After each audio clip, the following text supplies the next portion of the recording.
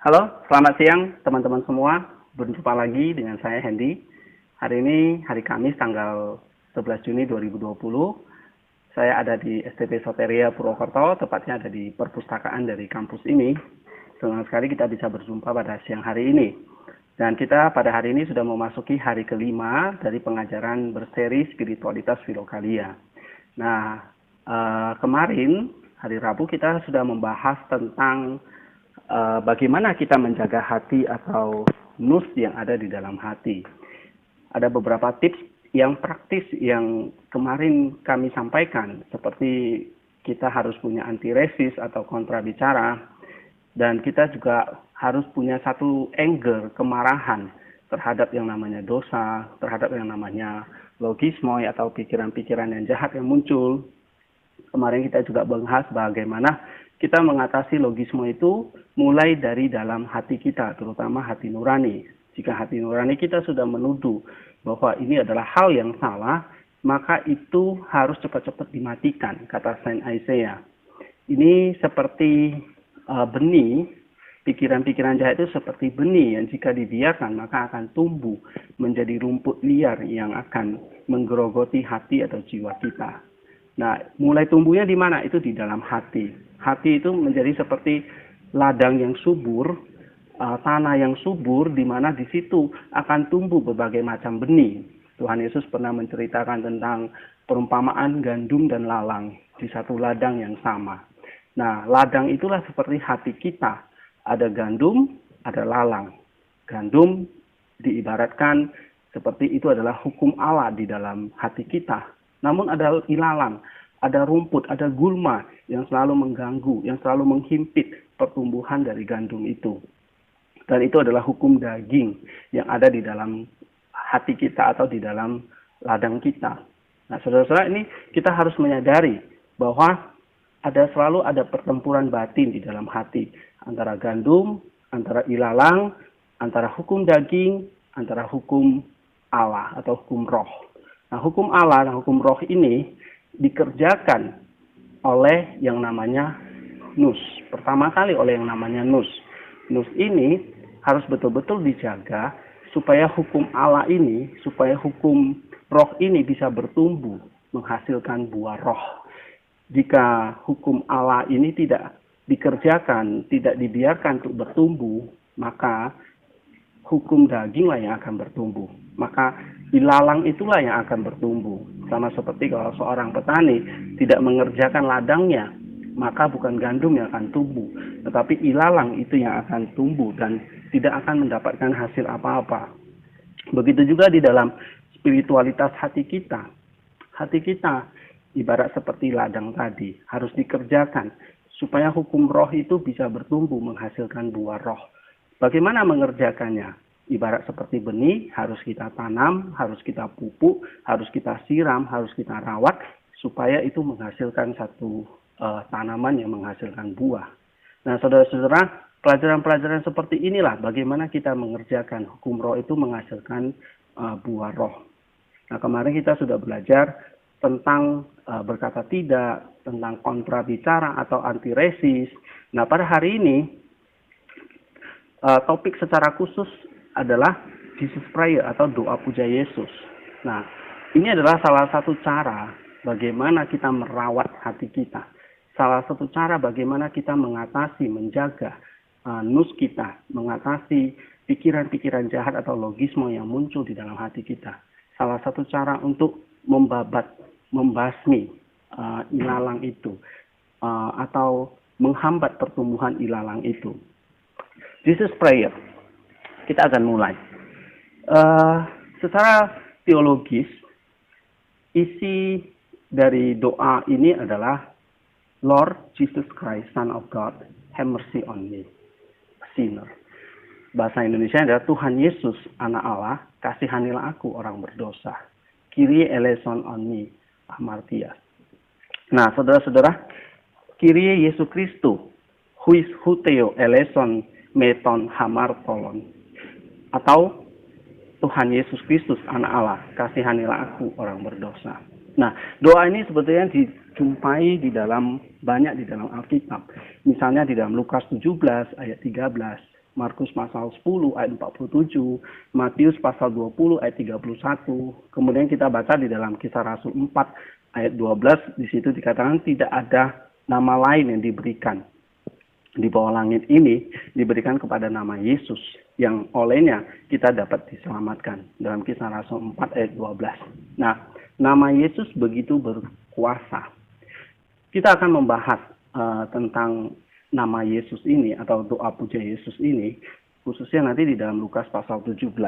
Tapi sebelumnya kita akan menyinggung membahas beberapa hal tentang Jesus Prayer dari sudut pandang Bapak-Bapak Filokalia. Bapak Filokalia sangat menekankan bagaimana kita itu bisa mengendalikan atau menjaga nus kita. Nah, doa puja Yesus ini adalah salah satu doa yang sangat efektif untuk mengendalikan nus. Doa puja Yesus ini sebetulnya adalah satu doa dari para biarawan atau monastic prayer yang biasanya mereka terus lakukan tanpa henti di sepanjang hidup mereka. Biasanya itu dilakukan dalam keseharian para biarawan. Ini adalah satu doa yang sederhana untuk kita praktekkan. Lord Jesus Christ, Son of God, have mercy on me, a sinner. Tuhan Yesus, Anak Allah, kasihanilah aku, orang yang berdosa. Nah, doa ini juga sebetulnya bisa dilakukan oleh semua kita, bukan hanya para biarawan, oleh setiap orang percaya yang mau menyerukan nama Yesus tanpa henti. Nah, saudara-saudara, doa puja Yesus ini terdiri atas dua bagian, ya. Seperti tadi saya katakan di dalam bahasa Yunaninya, Kyrie Yesus Kristus huios tu Theo, yang artinya Lord Jesus Christ, Son of God. Kemudian bagian yang kedua, eleison me ton hamar nolon. Have mercy on me, a sinner. Kasihanilah aku, orang berdosa. Nah, bagian pertama, kita berseru di dalam hati kita, Lord Jesus Christ, Son of God. Tuhan Yesus Kristus, Anak Allah. Ini bagian yang pertama. Bagian yang kedua, have mercy on me, a sinner. Kasihanilah aku, belas kasihanilah aku, orang berdosa. Nah, bagian pertama, kita memuliakan Allah lewat Tuhan Yesus Kristus. Allah yang kita sembah, yang kita percaya itu adalah Allah Tritunggal. Ketika kita menyebut nama Tuhan Yesus Kristus, Anak Allah, di situ kita mengerti sekali bahwa Allah yang kita sembah itu adalah Allah Tritunggal, yaitu Allah Bapa, Anak, dan Roh Kudus. Tuhan Yesus Kristus, Anak Allah. Kristus adalah Anak Allah. Dan Dia adalah firman Allah yang berinkarnasi. Nah, ketika kita menyebut Anak Allah, kita mengakui Dia berasal dari Sang Bapa, berasal dari Allah Bapa. Nah, kemudian ketika kita bisa menyebut nama Kristus atau nama Yesus, maka ini sebetulnya bukan hanya keinginan kita atau usaha kita. Tetapi menurut Rasul Paulus di dalam 1 Korintus 12 ayat 3, di situ dikatakan tidak ada seorang pun yang bisa menyebut nama Tuhan Yesus Kristus selain Roh Kudus. Jadi ketika kita berdoa, Tuhan Yesus Kristus Anak Allah, kita memuliakan Allah yang Maha Tinggi. Kita mengakui dengan kesungguhan bahwa Allah yang kita sembah itu adalah Allah Tritunggal. Allah Bapa, Allah Anak, Allah Roh Kudus. Nah, ketika Allah Tritunggal ini, Allah yang bekerja di dalam hati kita. Tuhan Yesus Kristus, Anak Allah. Nah, Dia, Bapa dan Roh Kudus hadir di dalam hati kita. Ketika kita dengan sungguh-sungguh menyebut Tuhan Yesus Kristus, Anak Allah. Kemudian bagian yang kedua adalah have mercy on me, a sinner. Nah, kata have mercy on me, eleison, itu dari kata eleon yang artinya sebetulnya minyak. Minyak zaitun ya, pada zaman itu digunakan untuk berbagai macam fungsi atau kegunaan, seperti untuk mengurapi, menyembuhkan orang yang sakit, untuk membuat makanan, bahkan untuk sebagai minyak untuk menerangi pelita. Have mercy on me, belas kasihanilah aku. Berarti kita meminta Tuhan memberkati kita, mengenyangkan kita, menerangi hidup kita, dan juga untuk menyembuhkan luka-luka hati kita, menyembuhkan dosa-dosa kita. Belas kasihan, meminta belas kasihan Allah, ini berarti kita dengan satu kerendahan hati meminta kesembuhan dari Allah Tritunggal. Nah, saudara-saudara, jadi bagian pertama kita memuliakan Allah, bagian yang kedua kita merendahkan hati kita. Karena memang kita adalah orang berdosa yang membutuhkan akan belas kasihan Allah. Nah, teman-teman semua, kita akan lanjutkan pembahasan ini. Jesus Prayer tadi secara teologis itu berarti memuliakan Allah Tritunggal dan kita merendahkan hati kita meminta belas kasihan Allah. Nah, saudara-saudara, dari Bapak-bapak Filokalia di situ dikatakan pikiran kita atau logisme itu ibarat seperti mobil-mobil di jalan, seperti lalu lintas di jalan raya. Hati kita atau nus kita itu menjadi seperti polisi lalu lintas yang bertugas di persimpangan jalan.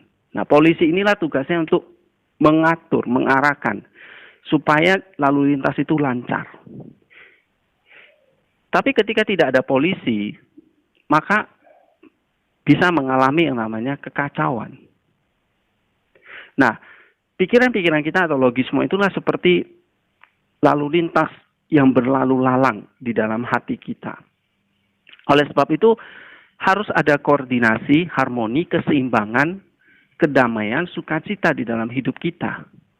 Kalau tidak ada seperti itu, lalu lintas itu bakal kacau.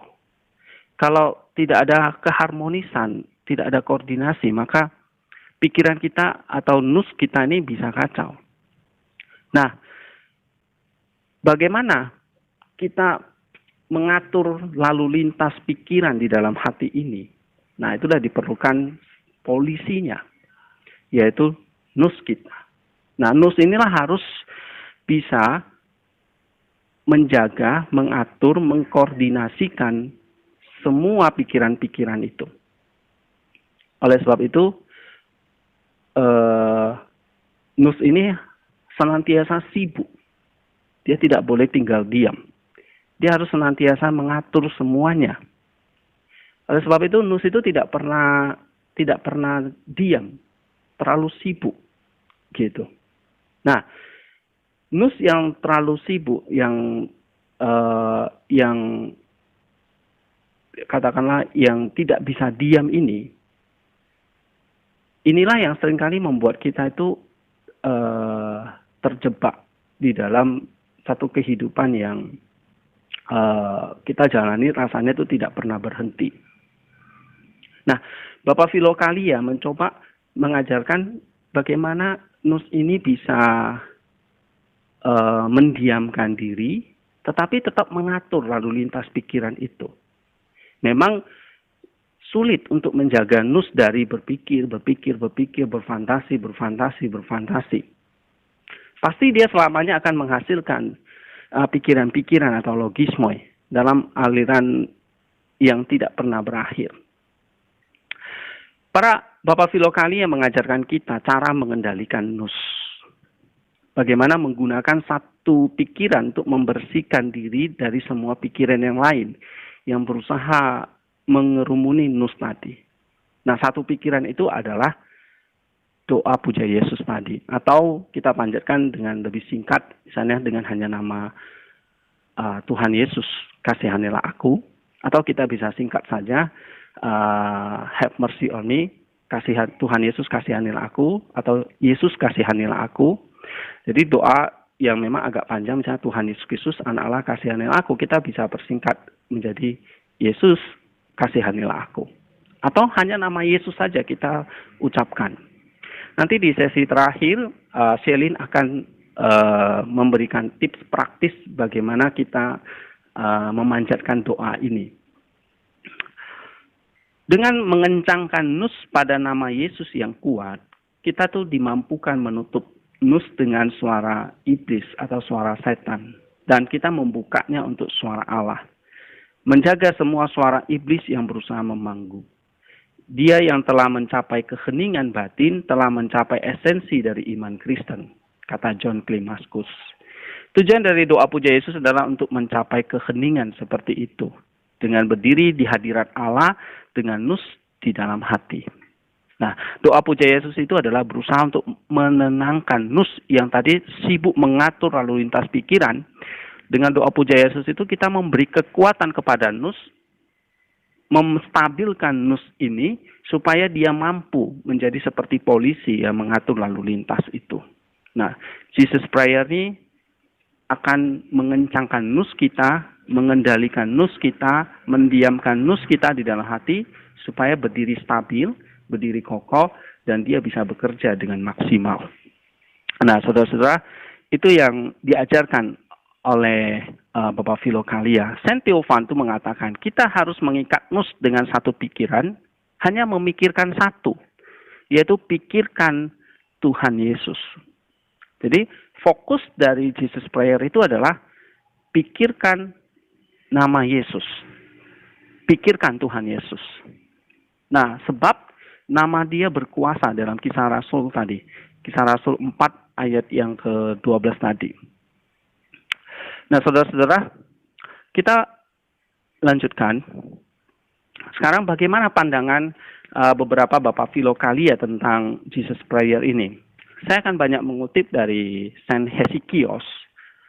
Dia mengatakan gini, bila dikombinasikan dengan berjaga-jaga dan pengertian yang mendalam, doa puja Yesus akan menghapus dari hati kita, bahkan dari pikiran-pikiran itu untuk berakar di sana, di luar kehendak kita. Kemudian dia melanjutkan, sama seperti tidak mungkin menyeberangi lautan tanpa perahu, demikian pula tidak mungkin menolak provokasi pikiran jahat tanpa memohon Yesus Kristus. Bantahan mengekang pikiran jahat, tetapi doa Yesus Kristus mengusir mereka dari hati. Nah, Jesus Prayer menolong kita untuk menolak provokasi dari pikiran jahat atau dari iblis. Dia melanjutkan lagi, mereka yang kurang pengalaman harus tahu bahwa hanya melalui pengamatan yang tak henti-hentinya dari nus kita dan doa puja Yesus Kristus yang terus-menerus pencipta dan Allah kita, bahwa kita yang kasar dan kaku dalam pikiran dan tubuh kita dapat mengatasi tubuh kita yang tak kasat mata. Musuh karena bukan saja mereka halus, cepat, jahat, dan terampil dalam kejahatan, tetapi mereka memiliki pengalaman dalam perang selama ribuan tahun sejak Adam. Begitu kata Hesychios. Jadi peperangan musuh yang kita hadapi itu bukan kemarin sore. Itu adalah iblis yang sudah pengalaman ribuan tahun sejak Adam, sejak dia menjatuhkan Adam. Hesychios melanjutkan, kewaspadaan dan Jesus Prayer ini seperti yang telah saya katakan, saling menguatkan satu sama lain. Karena perhatian berjalan dengan doa yang konstan, sementara doa berjalan dengan penuh perhatian dan menjaga nus. Hesychios melanjutkan, nama Yesus harus diulang berulang kali di dalam hati ketika kilatan petir diulang-ulang di langit sebelum hujan. Mereka yang memiliki pengalaman nus dan perang batin tahu betul hari ini. Kita harus melakukan peperangan rohani ini dengan urutan yang tepat. Pertama, perhatian atau berjaga-jaga. Kemudian ketika kita merasakan pikiran bermusuhan menyerang, kita harus memukulnya dengan amarah di dalam hati. Seperti Saint Isaiah kemarin mengatakan, harus punya anger di dalam hati. Mengutuknya saat kita melakukannya lagi, itu hal yang kedua. Kemudian ketiga, kita harus mengarahkan doa kita melawannya. Memusatkan hati melalui doa Yesus Kristus. Sehingga fantasi iblis dapat tersebar sekaligus. Jadi yang pertama, berjaga-jaga. Seperti kemarin yang kita bahas. Kemudian yang kedua adalah kita harus memukulnya dengan marah di dalam hati, mengutuknya begitu. Mengatakan tidak, say no dengan kemarahan. Kemudian yang ketiga, berpusatkan mengarahkan doa ini kepada satu nama, yaitu Yesus Kristus di dalam hati kita. Doa puja Yesus dengan satu frasa bisa menghancurkan dan menghabiskan tipu daya iblis. Karena ketika kita memohon kepada Yesus, anak Allah itu, dia akan secara terus-menerus tanpa lelah. Dia tidak mengizinkan mereka untuk memproyeksikan dalam cermin pikiran, bahkan petunjuk pertama dari penyusupan mereka. Melalui doa yang tak henti-hentinya, nus dibersihkan dari awan gelap, godaan setan. Dan ketika itu dibersihkan, cahaya ilahi Yesus akan bersinar di dalam hati kita. Begitu kata Hesekios. Kita lanjutkan lagi. Filoteos dari Sinai memuji doa nama suci ini, nama Yesus ini. Karena tidak hanya memiliki pikiran, tidak hanya memiliki kekuatan untuk memusatkan nus yang sibuk tadi, yang terpencar kemana-mana, tapi juga memungkinkannya untuk mempertahankan perhatian Allah yang berkelanjutan dalam keheningan di hati. Jadi nama Yesus itu akan memusatkan nus itu, memfokuskan nus itu yang tadi terpencar-pencar, yang sibuk sana-sini, akhirnya berkumpul jadi satu dan memiliki kekuatan untuk mengusir pikiran jahat. Talasius menulis, doronglah nus kita terus-menerus untuk berdoa dan kita akan menghancurkan pikiran jahat yang menimpa hati kita. Begitu kata Talasius. Hesekios mengingatkan kita bahwa dengan doa puja Yesus, kita tidak pernah sendirian ketika kita melawan logisme atau pikiran-pikiran jahat. Dalam 1 Petrus 5 ayat 8 dikatakan, iblis dengan segala kekuatannya itu berjalan seperti singa yang mengaum, mencari orang yang dapat ditelannya. Nah, jadi kita jangan pernah mengendurkan perhatian hati kita, kewaspadaan kita, kekuatan sanggahan kita, doa kepada Yesus, Allah, anak Allah. Kita tidak akan menemukan bantuan yang lebih besar daripada doa seperti ini di sepanjang hidup kita. Ingat, kita tidak sendiri. Ada Tuhan, ada Kristus yang jika kita panggil, dia akan juga bersama dengan kita sibuk untuk mengusir berbagai macam tipu daya, ketipu daya dari iblis. Saudara-saudara, kita lanjutkan lagi. Biarlah jiwamu percaya pada Kristus. Biarkan kita memanggil dia. Jangan pernah takut. Karena kita berjuang tidak sendirian. Tetapi dengan bantuan Sang Raja, Yesus Kristus. Pencipta semua yang ada. Baik itu malaikat, manusia. Yang terlihat dan tidak terlihat. Itu kata Hesekios. Saya akan menceritakan satu cerita dari Bapak Padang Gurun yang bernama Filemon. Ya, ini adalah satu kisah menyoroti pentingnya doa puja Yesus ini. Ada seorang saudara laki-laki bernama John datang dari pantai dan berjumpa dengan Abah Filemon. Lalu dia sambil memegang kakinya, dia berkata kepadanya, "Apa yang harus saya lakukan untuk diselamatkan?" Kata pemuda itu. Karena akal budi saya bolak-balik tersesat, ya, setelah saya melakukan semua hal yang salah. Lalu Abah Filemon berpikir sebentar, kemudian dia menjawab begini. Ini adalah salah satu nafsu luar dan tetap bersama Anda ketika Anda masih belum mendapatkan kerinduan yang sempurna akan Tuhan. Kehangatan kerinduan ini dan pengetahuan akan Tuhan belum datang kepada Anda. Ya, Filemon menjawab seperti itu. Lalu John itu bertanya lagi kepadanya, apa yang harus saya lakukan supaya saya punya kerinduan itu? Lalu Abah Filemon menjawab, bermeditasi dalam hati untuk sementara waktu. Jauh di dalam hatimu, karena ini dapat membersihkan nusmu dari hal-hal ini. Saudara itu yang tidak memahami apa yang dikatakan oleh Abah Filemon bertanya lagi, apa itu meditasi di dalam hati? Lalu Filemon menjawab, awasi hatimu. Dan dengan hati-hati, katakan di dalam benak Anda dengan kagum dan gemetar. Tuhan Yesus Kristus, kasihanilah aku, orang berdosa. Lalu dengan nasihat itu, pemuda itu pulang dengan membawa satu berkat yang luar biasa. Nah, saudara-saudara, kita tidak boleh putus asa ketika kita menghadapi satu atau kita jatuh dalam satu dosa. Seperti pemuda tadi. Milikilah kerinduan, milikilah patience di dalam hati untuk mau terus menjumpai Allah di situ. Menjumpai Bapa di sana. Bagaimana caranya? Filemon mengatakan, panjatkan nama Yesus. Begitu kita ngomong nama Yesus, maka Bapa itu dinyatakan. Dan Roh Kudus mencurahkan anugerahnya kepada kita, memberikan energi ilahi kepada kita, supaya kita dimampukan untuk melawan pikiran jahat. Jadi doa puja Yesus ini bukan seperti mantra ya, atau simsalabim seperti itu ya. Tetapi ini sifat teologisnya adalah kental sekali, bahwa kita menyebut nama Kristus itu berarti kehadiran Allah Tritunggal, Bapa, Anak, dan Roh Kudus mencurahkan kekuatan terang ilahi kepada kita, anugerahnya, kasih karunia-Nya, sehingga memang kita dimampukan untuk melawan pikiran-pikiran jahat itu.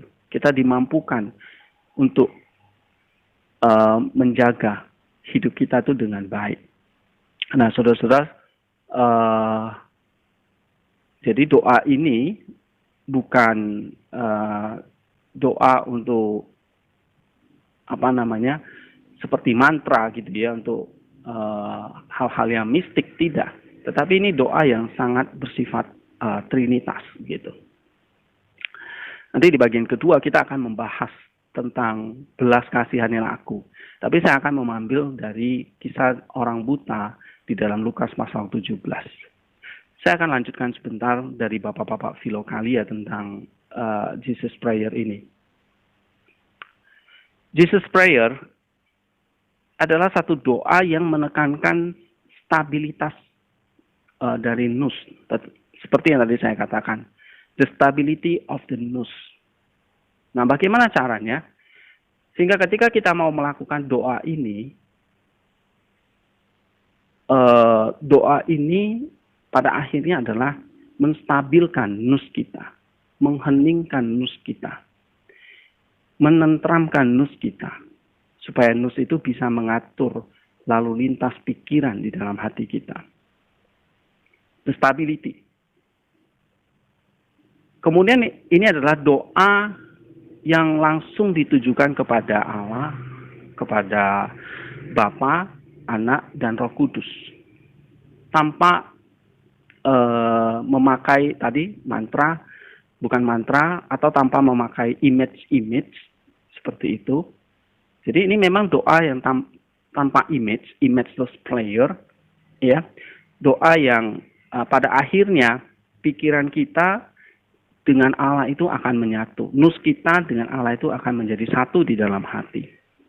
Ya. Jadi stabilitas dan penyatuan dengan Allah. Nah, ini adalah doa yang imageless. Bukan doa yang mengawang-awang atau menghayal objek tertentu. Tidak. Atau bermeditasi seperti yoga atau meditasi dari spiritualitas timur yang lainnya. Tidak. Tetapi ini memang doa yang fokusnya kepada Kristus, memanggil nama Allah, memanggil nama Kristus, supaya mind kita, nus kita tuh stabil dan imageless. Sehingga kita bisa menyatu di dalamnya. Nah, saudara-saudara, kita akan lanjutkan lagi. Bagaimana kita melatih ya doa puja Yesus ini dengan satu kesungguhan, ya, dengan satu keberlanjutan yang tidak ada hentinya, gitu. Ada beberapa hal praktis yang nanti akan saya bagikan di akhir sesi ini, ya, yang akan nanti dibawakan oleh Shelin. Saya akan lanjutkan tentang yang kedua, yaitu Lukas 18, yang saya ambil dalam Lukas 18 ayat 35 sampai 43. Tuhan, kasihanilah aku. Dalam cerita itu dikisahkan dalam Lukas 18, 35 sampai 43. Waktu Yesus hampir tiba di Yeriko, di situ ada seorang buta yang duduk di pinggir jalan dan mengemis. Waktu orang itu mendengar orang banyak lewat, orang buta itu bertanya, apa itu? Lalu kata orang kepadanya, Yesus orang Nazaret sedang lewat. Lalu orang buta itu berseru, Yesus anak Daud, kasihanilah aku. Maka mereka yang berjalan di depan mengusir dia supaya ia diam. Tapi orang ini semakin keras berseru, anak Daud, kasihanilah aku. Anak Daud, kasihanilah aku. Lalu Yesus pun berhenti dan menyuruh membawa orang itu kepadanya. Dan ketika ia telah berada di dekatnya, Yesus bertanya kepadanya, apa yang kau kehendaki supaya aku perbuat bagimu? Jawab orang itu, Tuhan, supaya aku dapat melihat. Lalu Yesus berkata kepadanya, melihatlah engkau, imanmu telah menyelamatkan engkau. Dan seketika itu juga ia pun melihat. Lalu mengikuti Yesus sambil memuliakan Allah.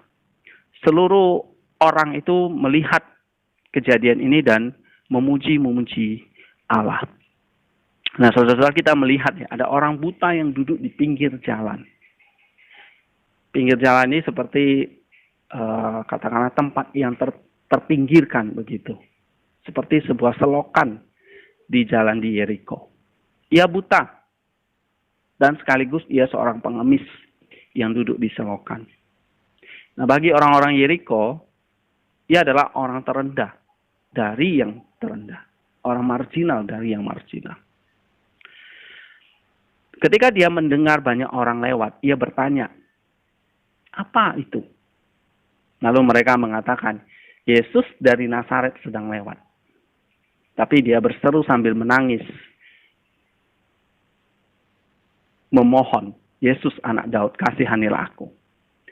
Dan orang-orang yang ada di depan menegurnya untuk menyuruhnya diam.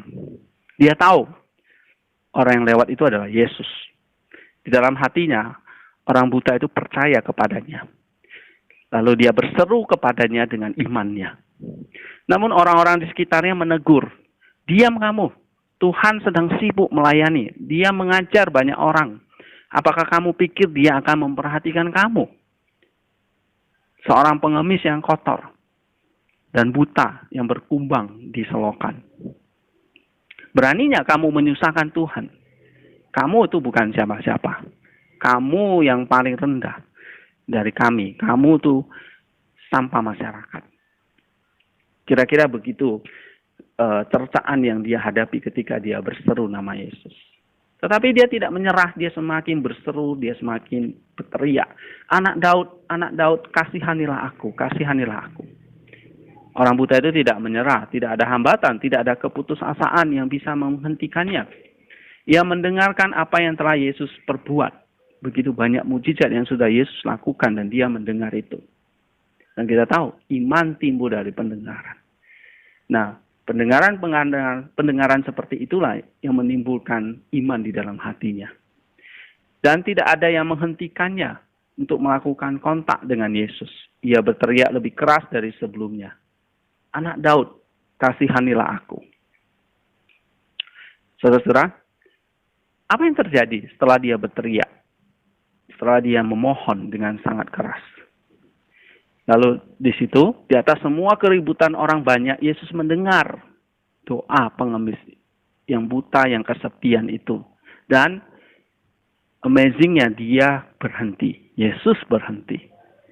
Nah, saudara bayangkan, Tuhan dan penguasa alam semesta ini berhenti oleh doa seorang pengemis yang miskin, buta, dan terlupakan yang duduk di selokan di pinggir jalan. Bukan siapa-siapa. Tapi doa ini begitu powerful untuk menghentikan Yesus. Lalu dia bertanya kepada pengemis itu, "Apa yang kamu ingin aku lakukan untukmu?" Pengemis itu berkata, "Tuhan, biarkan aku menerima penglihatanku." Yesus pun berkata kepadanya, "Terimalah penglihatanmu. Imanmu telah menyembuhkan engkau." Dan segera dia menerima penglihatannya. Dan dia pun mengikut Yesus dan memuliakan Allah. Bahkan semua orang yang ketika mereka sadar, mereka juga ikut memuji Allah. Nah, saudara-saudara, doa puja Yesus ini, "Tuhan, kasihanilah aku. Anak Daud, kasihanilah aku." Ini adalah doa yang menghentikan Yesus Kristus, anak Daud. Ini adalah doa dari orang yang paling rendah, yang mampu menghentikan Tuhan yang paling berkuasa. Inilah Jesus Prayer. Kita orang yang berdosa. Kita orang yang rendah. Tapi dengan nama Yesus, kita bisa menghadirkan Allah di dalam hati ini. Orang buta ini bisa menghadirkan Tuhan di depannya, sehingga matanya menjadi sembuh. Satu doa yang sangat powerful. Doa inilah doa yang menghentikan Yesus. Dan ini kita bisa lakukan hari ini, seperti yang dilakukan oleh orang buta ini. Nama Yesus adalah Tuhan yang berkuasa. Kasihanilah aku, Kyrie eleison. Kasihanilah aku Tuhan, Kyrie eleison on me. Ini adalah energi doa yang menghentikan Tuhan untuk menyembuhkan penyakit jiwa kita, yaitu hawa nafsu yang membutakan hati, mengangkat kita dari selokan, dari got, dari tempat sampah, kekotoran dosa, sehingga kita menjadi orang yang suci, orang yang dimuliakan oleh Allah. Nah, inilah tujuan doa Tuhan Yesus, doa puja Yesus ini, supaya kita itu terangkat dari sampah kekotoran dosa. Kita itu sebetulnya sama seperti pengemis buta itu. Kita buta karena dosa kita. Mata kita memang melek. Tapi nus kita, hati kita memang buta. Sebab apa? Karena dosa. Karena logismoi. Karena image. Karena gambaran-gambaran nafsu yang membutakan mata rohani kita sehingga kita tidak bisa melihat Allah. Dan itu adalah dosa. Dan dosa itu adalah buta. Gelap, kegelapan. Dan hanya dengan jiwa yang humble, yang rendah hati, yang memohon belas kasihan Tuhan, yang miskin di hadapan Allah, maka Tuhan akan memberkati, menyertai, berhenti untuk kita, memberikan anugerahnya untuk kita. Menyadari kebutaan dan kemiskinan kita, mengambil kesempatan ketika Tuhan lewat, dan memohon tanpa henti kepadanya adalah obat untuk menjadi sembuh dan diselamatkan. Jadi, menyadari kebutaan, menyadari keberdosaan kita, kemiskinan kita, mengambil kesempatan ketika Tuhan lewat, memohon tanpa henti kepadanya adalah obat menjadi sembuh dan diselamatkan. Jesus Prayer adalah obat kesembuhan mata rohani kita, kesembuhan dari hati atau nus kita. Nah, teman-teman semua, ini doa yang begitu penting bagi kita.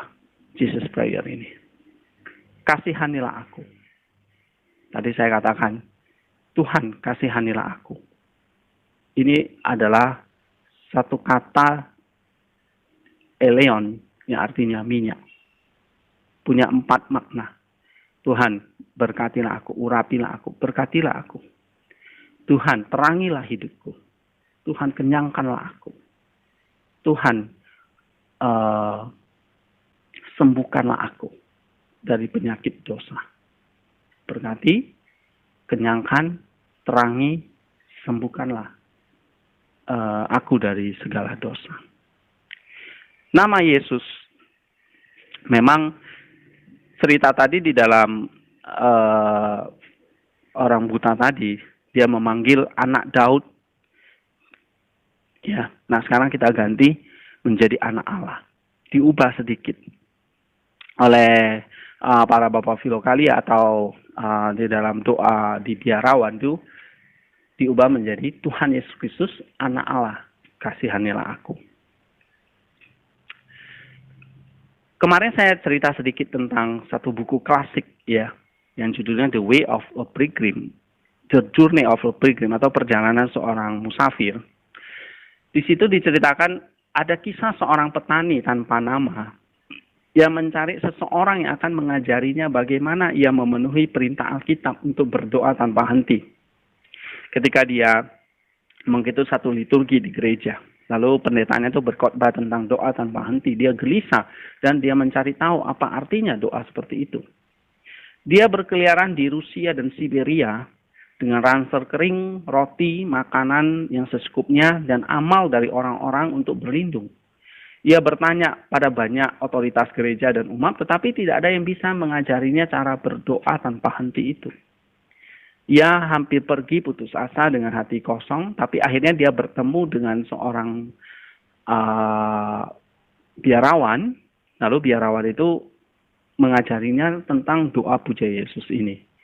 Tuhan Yesus, anak Allah, kasihanilah aku, orang berdosa. Nah, dari biarawan inilah ia belajar berdoa tanpa henti itu adalah sebuah seruan konstan tanpa gangguan, menyerukan nama Tuhan Yesus setiap saat, di segala tempat dan kondisi, bahkan selama tidur. Tanpa henti, bukan hanya di saat kita duduk di bangku gereja lalu kita berdoa, tidak. Tanpa henti itu di kapanpun. Di saat kita bekerja, di saat kita belajar, di saat kita berbicara, di saat kita melakukan apapun, kita bisa secara konstan menyerukan nama Yesus itu. Lord, have mercy. Oh, Yesus, kasihanilah aku. Oh, Yesus, kasihanilah aku. Yesus, anak Allah, kasihanilah aku. Atau secara singkat, Kyrie eleison, Kyrie eleison, Kyrie eleison. Lord, have mercy, Lord, have mercy, Lord, have mercy. Tuhan Yesus, anak Allah, kasihanilah aku. Atau secara singkat, Yesus, kasihanilah aku, kasihanilah aku. Yesus, kasihanilah aku. Nah, dia terus mengulang itu, sang musafir ini. Sebanyak pertama 3.000 kali. Kemudian seminggu kemudian dia datang lagi, dia bisa 6.000 kali. Pada akhirnya dia bisa mengulang sebanyak 12.000 kali. Dan lalu dia diberikan sebuah buku yang berjudul Filokalia. Dan akhirnya dia banyak belajar dari buku itu tentang doa puja Yesus. Nah, sang musafir ini bukan cerita dongeng, ini adalah kisah nyata. Seorang musafir tanpa nama yang berkelana di sepanjang Rusia dan Siberia. Ini cerita klasik yang begitu terkenal di gereja timur. Doa puja Yesus menjadi kehadiran yang konstan dan hangat di dalam dirinya dan memberinya sukacita yang besar.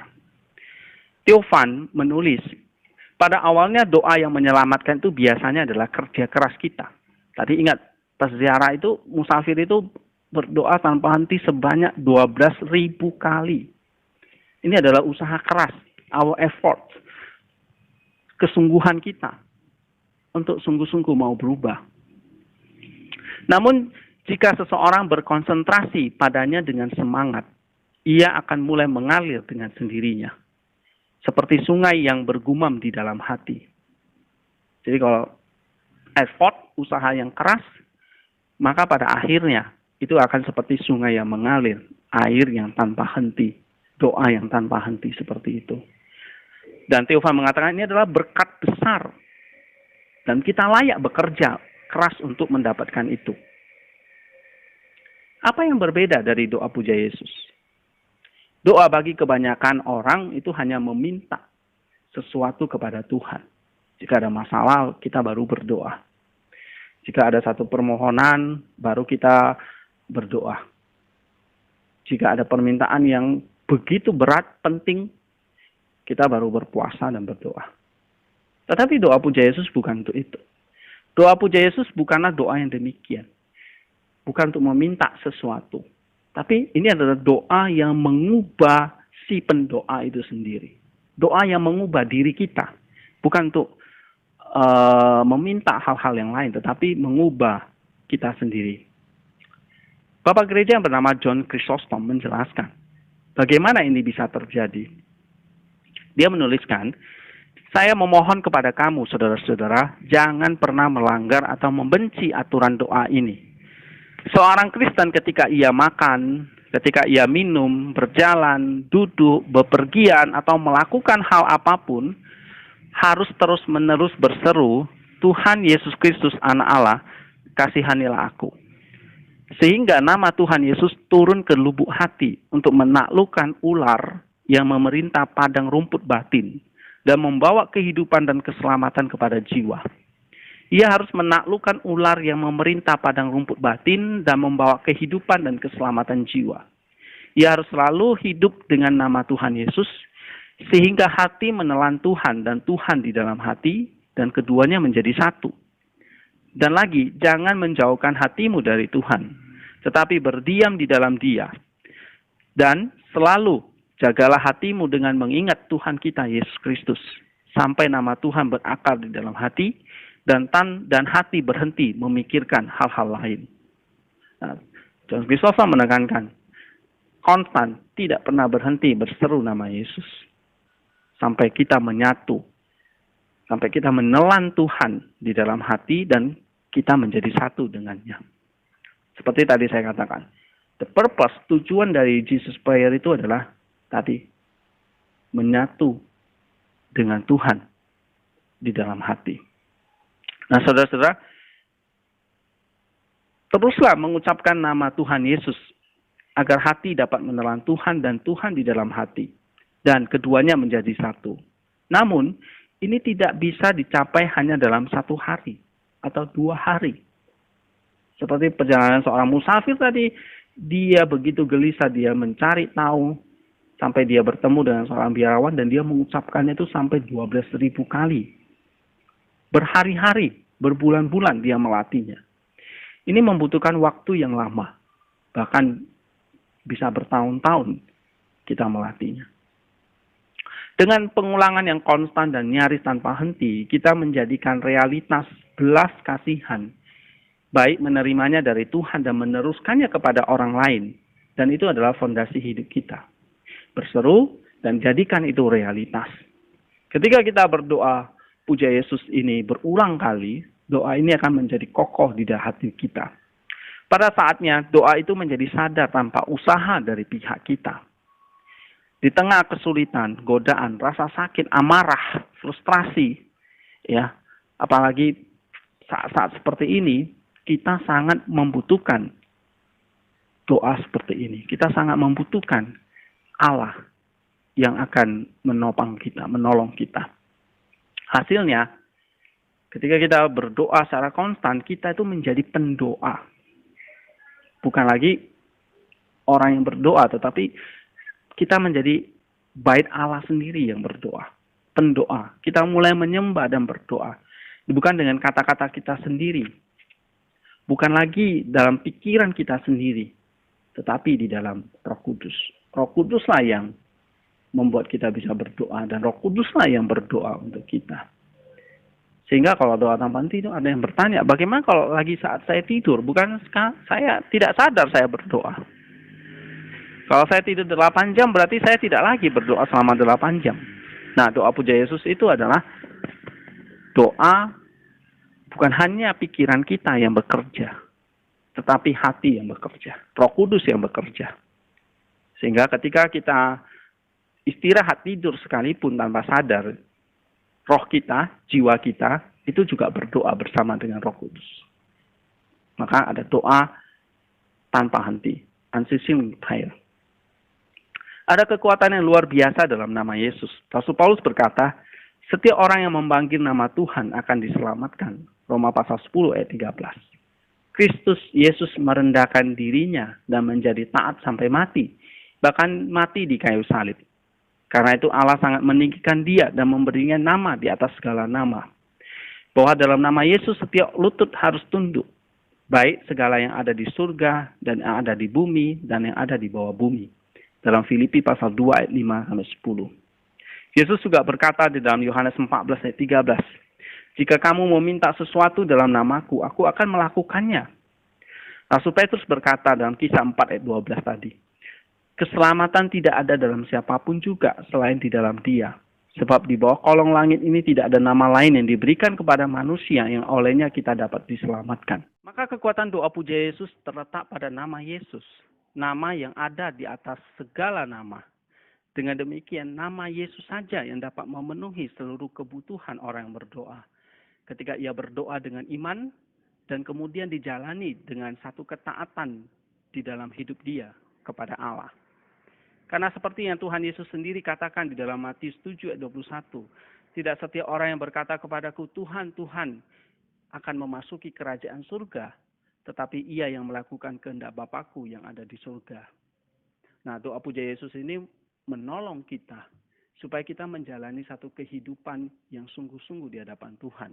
Tidak hanya dalam ucapan Tuhan, Tuhan, tetapi juga di dalam kehidupan sehari-hari, di dalam perbuatan kita, di dalam ketaatan kita kepada Kristus. Inilah yang paling penting. Jesus Prayer menolong kita, memberi manfaat yang penting dalam kehidupan kita. Nah, teman-teman semua, berikutnya saya akan membahas sedikit tentang benefit atau manfaat yang kita peroleh ketika kita dengan tekun, dengan konstan melakukan doa puja Yesus ini. Kemarin kita sudah membahas tentang nepsis ya, atau kewaspadaan batin, keberjagaan batin, atau bahasa Inggrisnya itu vigilance atau watchfulness. Nah, doa puja Yesus ini menolong kita, memberikan kita, meningkatkan tingkat kewaspadaan kita atau nepsis kita untuk menjaga hati ini, menjaga nus ini. Nah, ketika kita melakukan doa ini secara konstan, maka kita memperoleh yang namanya nepsis atau kewaspadaan. Nah, seperti ilustrasi kerajaan yang kemarin yang saya ceritakan, bahwa kewaspadaan ini adalah seperti jenderal perang di medan pertempuran. Nah, doa puja Yesus ini adalah seperti menteri atau ahli strategi yang membisikkan kepada jenderal itu untuk berperang. Nah, ketika kita bisa melakukan doa puja Yesus itu secara reguler, membisikkan hal-hal yang baik, yaitu nama Yesus itu, maka ini akan memberikan satu strategi kepada jenderal perang kita di medan pertempuran. Nah, Jesus Prayer itu menolong sang jenderal itu untuk berperang, meningkatkan kewaspadaan, untuk menghadapi segala macam pertempuran pikiran di dalam hati dan batin kita. Ketika jenderal ini memiliki strategi yang tepat, maka dia akan dengan gampang menghancurkan si musuh. Bagaimana jenderal ini bisa berperang?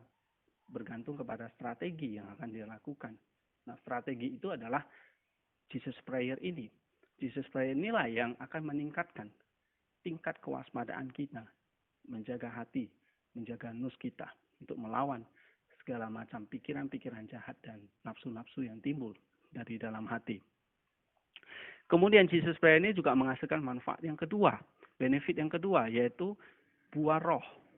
Nah, dengan konstan kita mengucapkan nama Yesus, maka ini akan membakar roh kita, membakar hati kita. Jadi ini seperti minyak yang tidak pernah habis untuk terus menyalakan pelita hati kita.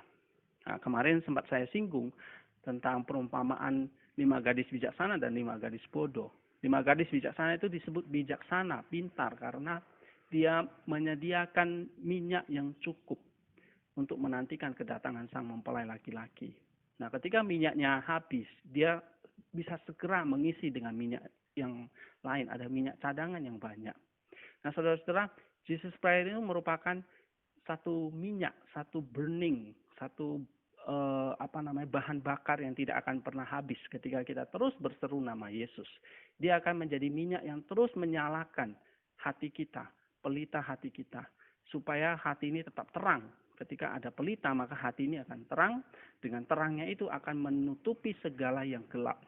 Sehingga dengan hati yang terang inilah kita akan menghasilkan satu keinginan yang terang, nafsu yang terang, buah keinginan roh, kata Rasul Paulus dalam Galatia pasal 5. Nah, ketika keinginan roh ini dibuahi, maka akan menghasilkan yang namanya buah roh. Nah, saudara-saudara, ini semua berawal ketika kita memanjatkan doa puja Yesus ini, Jesus Prayer ini akan memberikan satu minyak yang cukup, minyak yang tidak akan pernah habis untuk membakar pelita kita, untuk memberikan bahan bakar kepada pelita kita, sehingga hati kita tetap menyala, tetap terang di hadapan Allah. Nah, dengan doa yang demikian, Jesus Prayer itu akan menghasilkan buah roh seperti kasih, sukacita, damai sejahtera, kesetiaan, kelemah lembutan, itu akan mengikuti di dalam kehidupan kita. Kemudian yang ketiga, seperti yang saya singgung tadi, bahwa Jesus Prayer ini pada akhirnya membuat kita itu bisa menyatu dengan Allah. Atau istilah teologisnya itu adalah theosis. Jesus Prayer itu menolong kita supaya nus yang ada di dalam hati ini berbicara secara langsung kepada Allah. Berdialog, berdiskusi dengan Dia. Menyatu dengan Dia. Sehingga waktu kita doa, kita merasakan kehadiran Allah. Bukan kata-kata kosong. Bukan kata-kata yang tidak ada manfaat. Tetapi kata-kata yang memberikan satu makna, satu isi di dalam hati kita. Bukan seperti mantra yang kita ucapkan kita tidak tahu artinya. Tetapi ini adalah doa sederhana yang dimana kita memanggil nama Yesus, berdialog dengan Dia, dan menghasilkan satu yang namanya persekutuan atau theosis tadi di dalam Tuhan. Nah, saudara-saudara, sebelum bagian berikut tentang hal-hal praktikal yang akan dibawakan oleh Shelin, saya akan menutup bagian saya ini dengan sebuah cerita sederhana ya, yang saya baca di salah satu buku. Cerita ini berasal dari Saint Elizabeth Convent, ya, dari biarawati Saint Elizabeth. Nah, cerita ini dikisahkan suatu kali ada seorang petani yang kehilangan arlojinya di sebuah gudang jerami. Meskipun arlojinya itu tidak mahal, tapi itu bukan jam tangan atau arloji yang biasa karena ada nilai sentimental yang besar bagi petani itu. Sebab itu adalah hadiah dari seseorang yang sangat dia kasihi. Nah, setelah dia mencari ke atas ke bawah di antara tumpukan jerami di gudangnya itu dalam waktu yang lama, dia akhirnya menyerah. Gak ketemu nih. Lalu dia kepikiran, oh iya, gimana saya minta bantuan orang lain? Lalu dia lihat di luar gudangnya, gudang jeraminya, ada sekelompok anak yang lagi bermain di sana. Lalu dia panggil anak-anak itu, dan dia berkata kepada mereka, saya akan memberikan kalian imbalan jika kamu bisa menemukan arloji saya yang hilang di dalam gudang itu.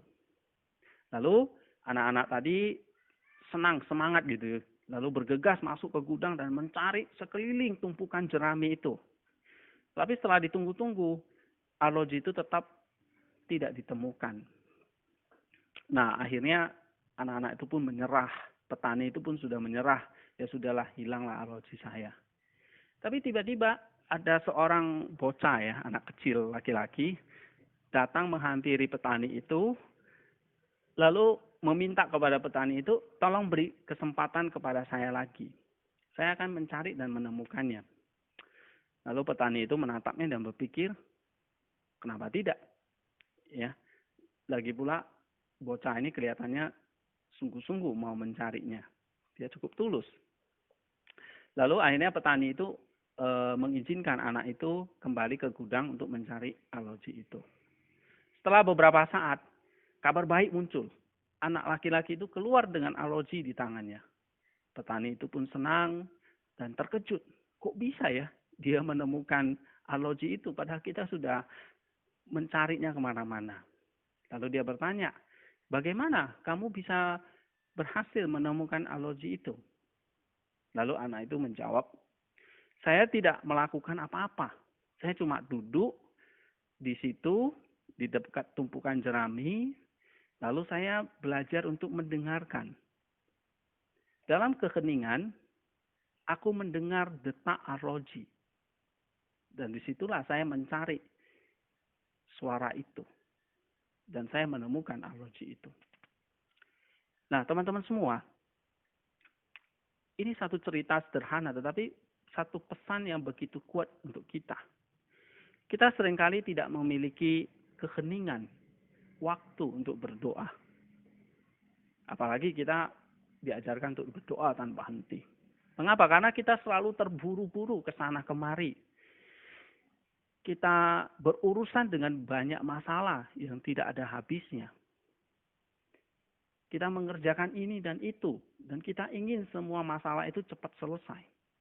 Dan ini juga seperti yang saya alami. Saya selalu terburu-buru mengerjakan segala sesuatu. Dan ingin semuanya serba cepat. Ingin konstan, ingin instan, cepat selesai. Dan memang kehidupan kita menuntut seperti itu. Kehidupan yang serba cepat ini. Dan memang sangat sulit bagi kita untuk stop, untuk berhenti. Dan mendengar diri kita sendiri. Apalagi mendengar orang lain. Nah, saudara, dari cerita tadi, alangkah baiknya kita belajar seperti anak laki-laki kecil itu. Jika kita memiliki lebih banyak keheningan di hati kita, sehingga kita punya kesempatan untuk mendengar diri kita sendiri, mendengar orang yang dekat dengan kita, bahkan mungkin kita bisa mendengar suara Tuhan.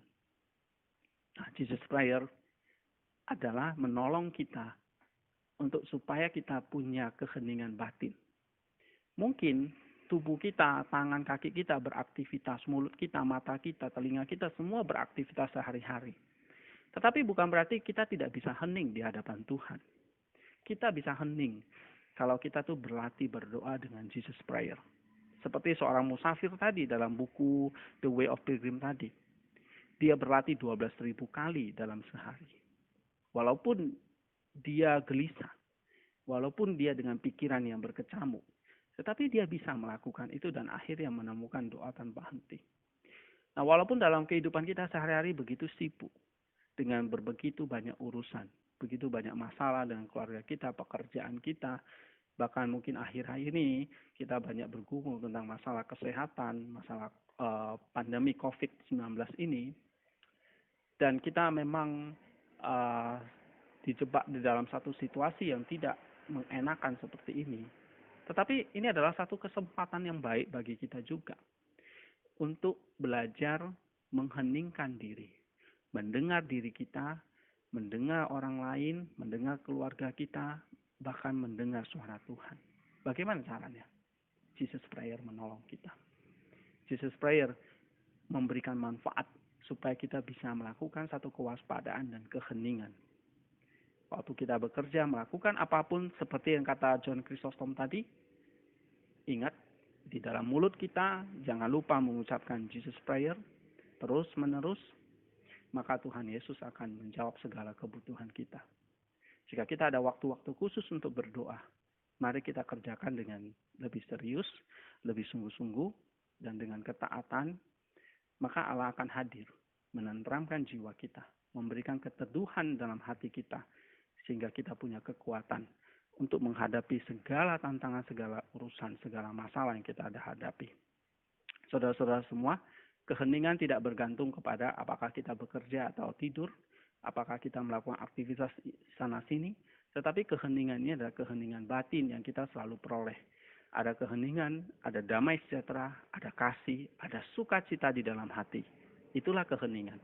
Dan bagaimana kita mendapatkannya? Ketika kita melakukan Jesus Prayer.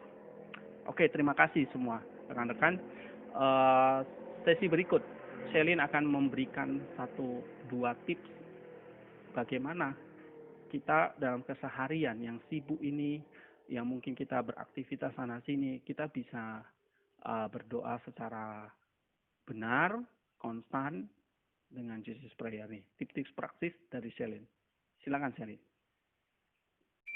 Selamat siang teman-teman. Saat ini saya akan membagikan tentang nasihat atau tips-tips praktis bagaimana kita mempraktekkan Jesus Prayer. Dan nasihat-nasihat praktis ini saya kutip dari buku yang ditulis oleh seorang biarawan yang bernama Elder Joseph de Hesychast.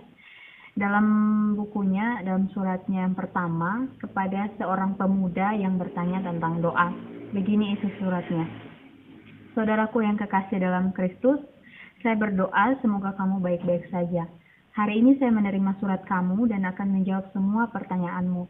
Informasi yang kamu cari tidak memerlukan waktu dan upaya bagi saya untuk berpikir dan merespons. Dan menurut Elder, dia mengatakan bahwa bagi saya, doa Jesus Prayer adalah pengalaman panjangnya selama 36 tahun.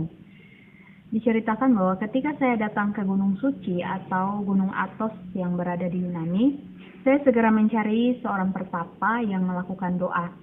Saat itu, 40 tahun yang lalu, ada banyak yang memiliki berbagai macam latar kehidupan di dalamnya.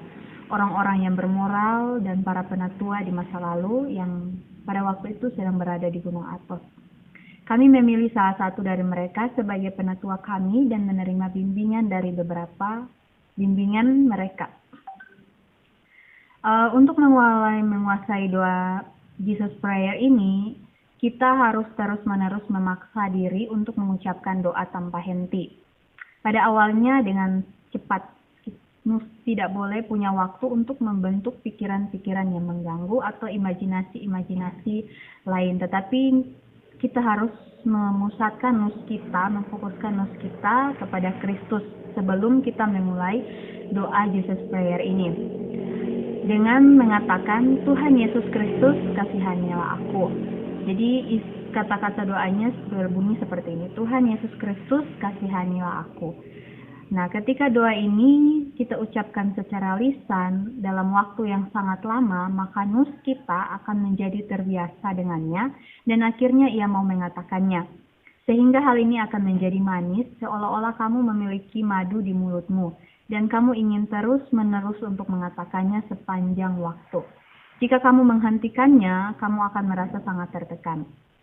Jadi, menurut Elder ini, ketika kita membiasakan menyebutkan doa ini secara lisan, secara terus-menerus dan dalam jangka waktu yang sangat lama, maka lama-kelamaan nus kita ini akan terbiasa untuk melakukannya.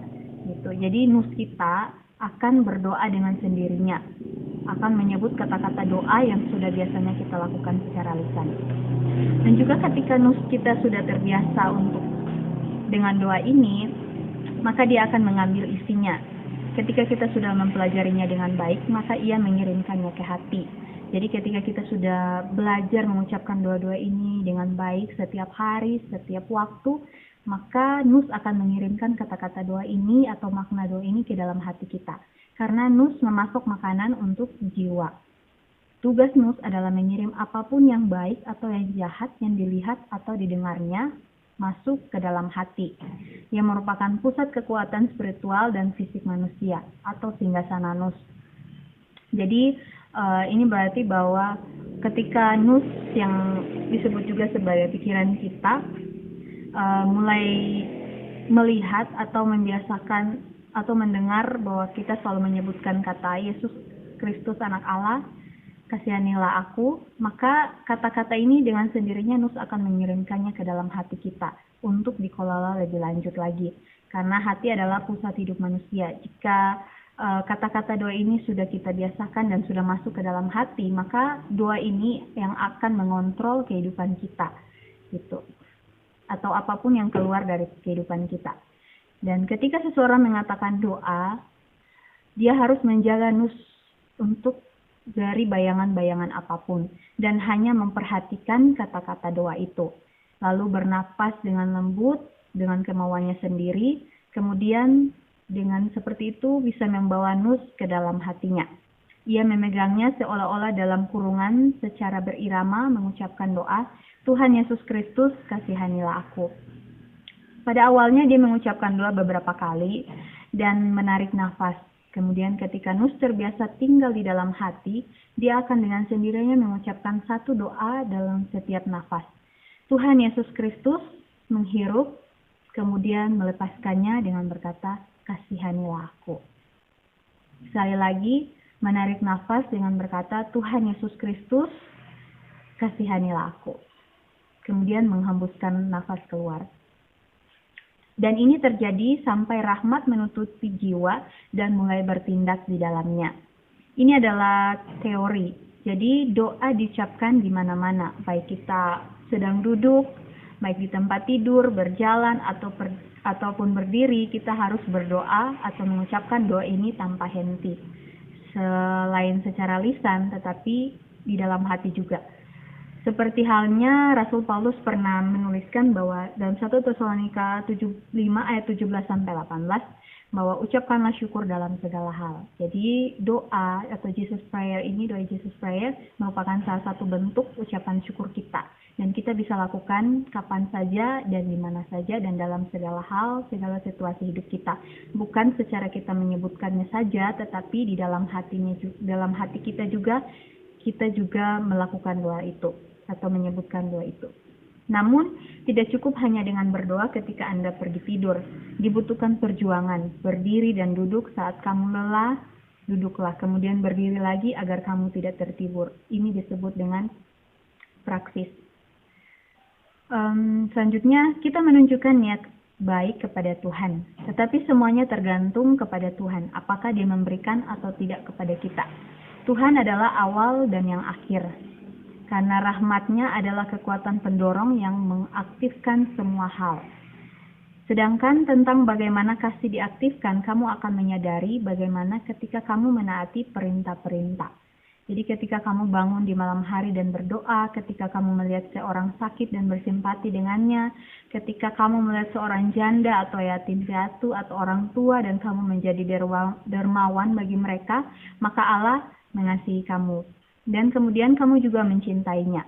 Pertama-tama Dia mengasihi dan mencurahkan kasih karunia-Nya, dan kita kembali kepadanya, dan untuk menjadi miliknya kembali. Jadi, kita boleh meminta berbagai macam hal kepada Tuhan melalui doa, atau kita menginginkan hal yang terbaik terjadi dalam hidup kita, tetapi semua itu tergantung dari kehendak Tuhan. Gitu.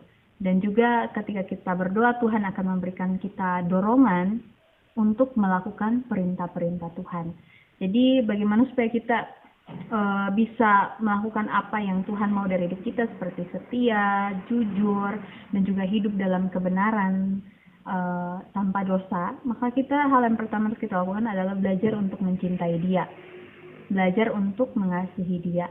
Karena kalau kita tidak mengasihi sesuatu, maka kita akan sulit untuk melakukan apapun yang diinginkan oleh sesuatu atau orang tersebut. Gitu. Jadi yang pertama kita lakukan, belajar untuk mencintai Dia.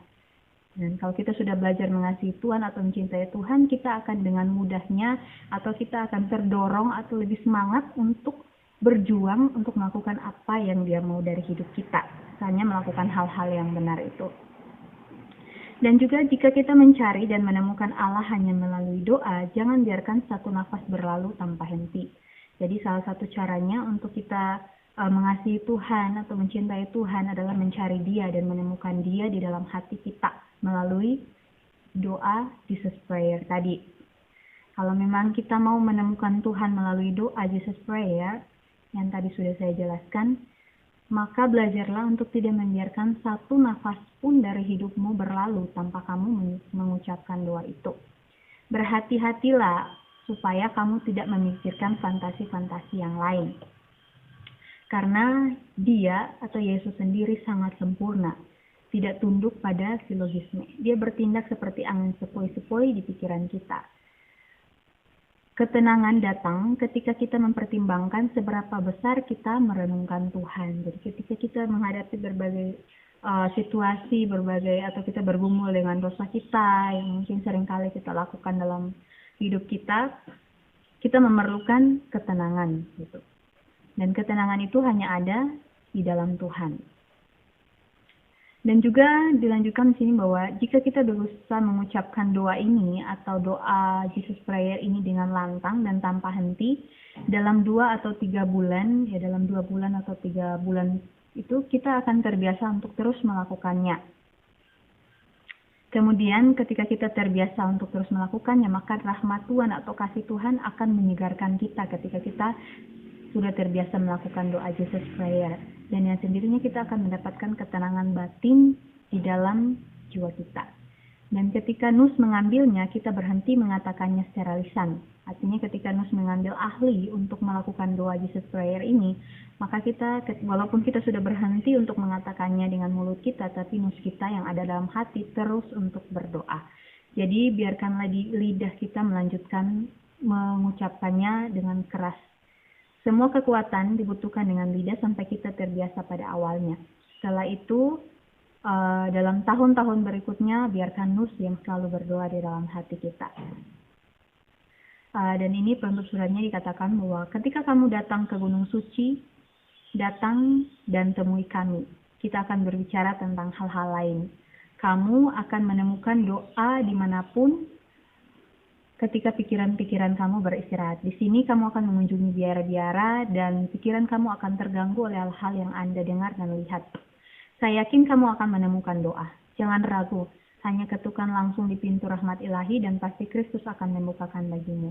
Mustahil bagi Dia untuk tidak membukakan pintu bagimu atau tidak melakukannya. Semakin kamu mencintainya, semakin banyak kamu akan menerimanya. Ukuran kasih karunia-Nya baik besar atau kecil bergantung pada kasih, apakah itu besar atau kecil.